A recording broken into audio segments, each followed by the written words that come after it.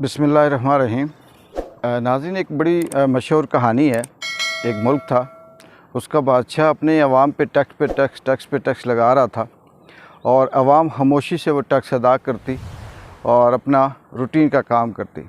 अरसा गुज़र गया और जो बादशाह था उसने टैक्सों की भरमार कर दी, लेकिन अवाम खामोशी से अपना सब कुछ काम करती रही।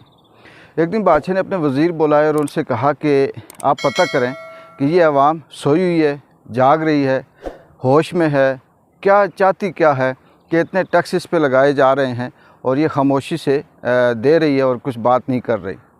वज़ीरों ने सर्वे किया और वापस आकर रिपोर्ट दी कि हमने तमाम लोगों से पूछा तो सब खुश हैं, कोई भी टैक्स के ख़िलाफ़, महंगाई के ख़िलाफ़ बोल नहीं रहा। बादशाह ने कहा अच्छा ऐसी बात है। बादशाह को ये भी बड़ा वो था कि मेरे ख़िलाफ़ एहतजाज होना चाहिए, बंदे बाहर आने चाहिए।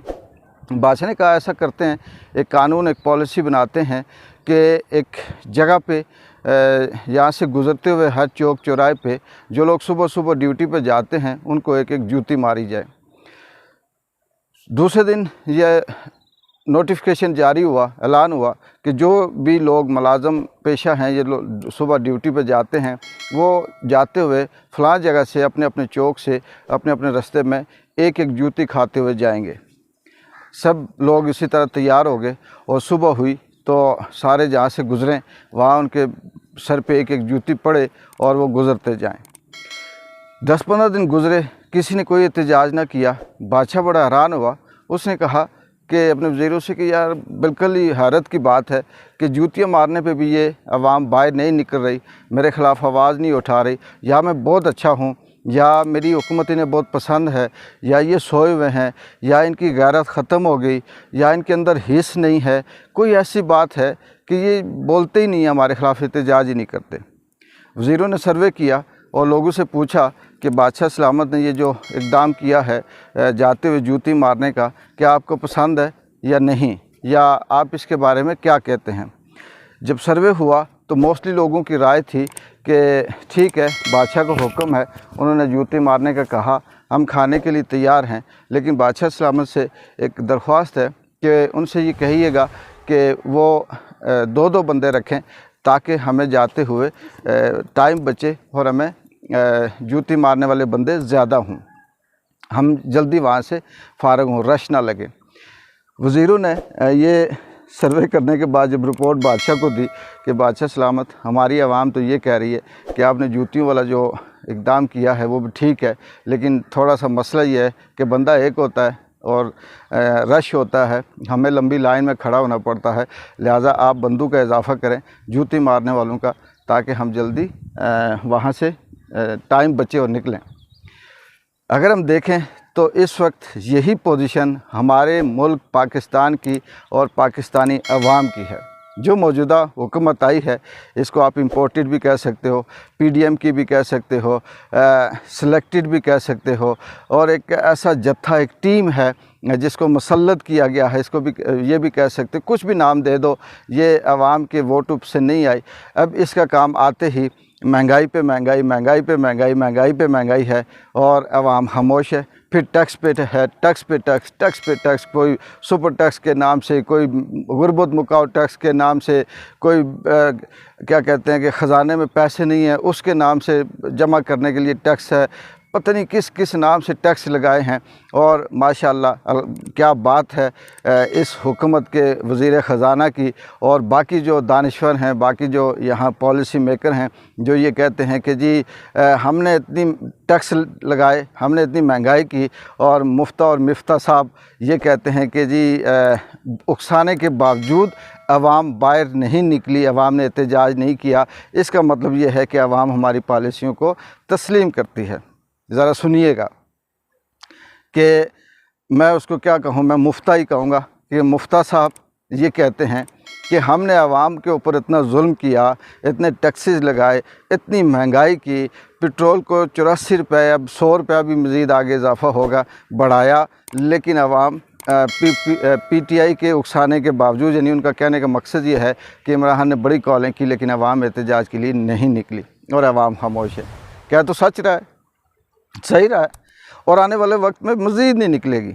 उसकी वजह यही है कि ये जो हुकूमत है, जिससे हुकूमत चलती नहीं है, मतलब ये कुछ भी नहीं कर सकती, ये बाहर लेपा-लेपी कर रही है और बागम बाग इस तरह से है जैसे कि बहुत ही कोई रश आवर काम हो रहा है और एक प्रोजेक्ट है, उसको चंद दिनों में, चंद महीनों में पूरा करना है, उसके बाद उसका विज़िट होना है और वो होना है। प्रोजेक्ट तो है इनके पास, पाकिस्तान को बिल्कुल दिवालिया करने का प्रोजेक्ट है इनके पास, अवाम को गुर्बत में धकेलने का प्रोजेक्ट है इनके पास, अवाम की चीखें निकलवाने का प्रोजेक्ट है इनके पास, इस मुल्क की जो अवाम है उसको इस हालत में लाने का प्रोजेक्ट है इनके पास कि ताकि वो अपनी रोटी रोज़ी की चक्कर में पड़ी रहे, अपने बीवी बच्चों और अपने घर के हालात को सुधारने के पीछे पड़ी रहे और वो एहतजाज ना कर सके। ये प्रोजेक्ट हैं इनके पास, उनको कंप्लीट करने के लिए जो जितना जल्दी हो सकता है ये कर रहे हैं।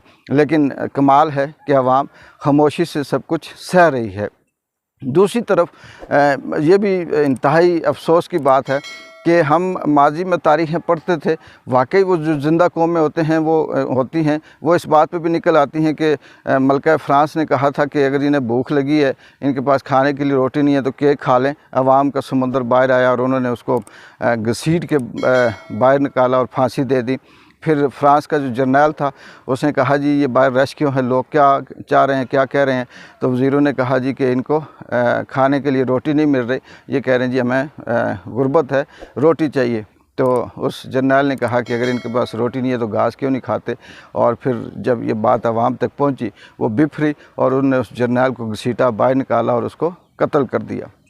ये तो मेरे ख्याल में शायद ज़िंदा ज़मीर लोगों के हाँ होता है, लेकिन हमारे यहाँ वही बादशाह वाली बात है कि जो मर्ज़ी करते जाओ, महंगाई करते जाओ, जुल्म करते जाओ और आवाम खामोशी से ये कहकर मानेगी कि ठीक है जी ये हमारे इस्टेब्लिशमेंट का हुक्म है, ये हमारी हुकूमत का हुक्म है, ये IMF का है, ये अमेरिका का है। जानते सब हैं लोग, एक बच्चा जानता है कि इस मुल्क में क्या हो रहा है, क्या होने जा रहा है और क्या होने वाला है, ये सब जानते हैं, लेकिन सब खामोश हैं। इसके पीछे मुझे लगता ये है, रीज़न ये है कि मेरी एक दो आम आदमियों से बात हुई। जब मैंने उन्हें कहा, उन्होंने कहा यार क्या बात है, एक बार साहब महंगाई है, होती रहे, मुल्क टूटता है, टूटता रहे, तकसीम होता रहे, डी न्यूट्रलाइज होता रहे, जो इसके एहसासें हैं बिकते रहें। उन्होंने कहा जी हमें क्या है, हमारे पास है क्या खोने के लिए, हमारे पास इससे पहले क्या था, हमारी नस्लें वैसे बर्बाद हैं, हमारे घर वैसे बर्बाद हैं, हम मज़दूरी करते हैं, हमारी औलाद आगे मज़दूरी करेगी। तकलीफ़ उनको होगी जिनके एहसासें हैं, तकलीफ़ उनको होगी जिनके अरबों खरबों रुपए हैं, तकलीफ़ उनको होगी जो इस मुल्क को लूटते हैं और जिनके लिए ये मुल्क सोने की चिड़िया है। आम आदमी ये कहता है कि हमें चाइना के साथ भेज दो, तैयार हैं, इंडिया के साथ भेज दो, रहने के लिए तैयार हैं, पाकिस्तान में अगर अच्छे हालात हैं तो तैयार हैं, कोई जिस हाल में मर्ज़ी रखे, हमारे इससे सुनने से क्या फ़र्क पड़ेगा। यानी ये एक आम आदमी का ख़्याल है जिसकी वजह से वो कुछ कोशिश नहीं कर रहा। हाँ, कुछ मुहिब वतन हैं, कुछ ऐसे लोग हैं जो ये चाहते हैं कि ये मुल्क अच्छा रहे, स्टेबल रहे और इसके अंदर खुददारी होनी चाहिए, तरक्की करनी चाहिए, और जिसकी वजह से वो कोशिश कर रहे होते हैं, कहीं ना कहीं आवाज़ उठा रहे होते हैं, कहीं बात कर रहे होते हैं, कहीं लिख रहे होते हैं और वो चाहते हैं कि ये मुल्क बेहतरी की तरफ जाए, लेकिन ऐसा नज़र नहीं आता। इसकी बड़ी बदकिस्मती यही है कि इस वक्त जो मुसल्लत की गई हुकूमत है ये आर्जी नहीं है, इसको मुकम्मल तौर पर आने वाले वक्त में पीपल्स पार्टी और नून लीग को रखना है कि ये ख़ुद भी लूटें, ख़ुद भी खाएं और हमें भी खिलाएं। और पाकिस्तान तहरीक इंसाफ इमरान खान को हर हाल में कोशिश की जा रही है, जितने उनके ख़िलाफ़ प्रोपेगेंडे हो सकते हैं, जितने उनके ख़िलाफ़ बातें हो सकती हैं, केसेस हो सकते हैं, इल्ज़ामात हो सकते हैं, उनको अलग करना है। उनके साथ जो पार्टी में सियासतदान या जो कारकुन हैं या वो जो तहरीक इंसाफ के उम्मीदवार हैं उनको कॉलें करके उनको अलग होने की कहा जा रहा है। यानी इसको हर हाल में अलग करना है। अब क्यों अलग करना है इमरान खान को?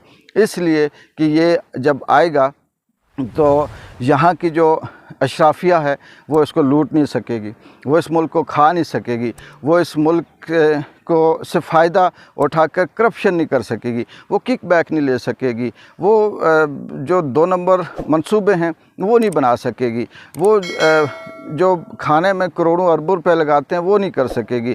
उसके इमरान खान के आने से ये जो अयाशियाँ करते हैं, पूरे पूरे जहाज़ बुक करके और पूरे पूरे महीने के लिए टूर पे चले जाते हैं और वहाँ 5 स्टार 7 स्टार होटलों में अयाशियाँ करते हैं और अरबों रुपए का जो बजट होता है, ख़जाने से जो पैसे होते हैं वो जाते हैं, ये वो नहीं कर सकेगी। इसलिए इनको ऐसा बंदा चाहिए जो इनको खुली छूट दे, खुद भी खाए, इनको भी खिलाए, आज़ादी दे और अंधेर नगरी मचा के रखे। सब कुछ सरेआम नज़र आ रहा हो कि यहाँ पे क्या हो रहा है, लेकिन ये बिल्कुल जिसे कहते हैं कि आंखें बंद करके ये कहें कि हमारा हिस्सा हमारे जगह पे रख दो और बाकी आप तुम जो मर्ज़ी करो।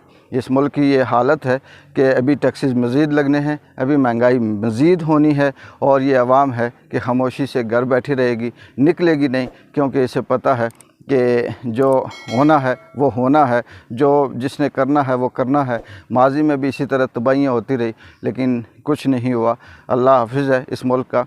अगर ये मुल्क वाकई अल्लाह के नाम पे बना, किसी नज़रिए के नाम पे बना, इसके पीछे अगर अल्लाह ताला की मेहरबानी शामिल है तो बच सकता है। अदरवाइज़ जिस तरह से इस वक्त ये मुल्क जिन लोगों के हाथों में है, उन हाथों को देखते हुए, उन लोगों को देखते हुए, उनकी हिस्ट्री, उनका ट्रैक रिकॉर्ड देखते हुए ये कहना बिल्कुल आसान है कि इस मुल्क को बचाना और इस मुल्क को तबाही से बचाना बहुत मुश्किल है। अल्लाह ताला हम सब की हिफाजत करे, इस मुल्क की हिफाजत करे और इस मुल्क के मुक़्तदर लोगों को ख़ुद हिदायत दे और वो इन 22 करोड़ अवाम पे रहम करें। हम सब का हामी और नासिर हो। अगली वीडियो तक इजाज़त दें। अल्लाह हाफ़िज़।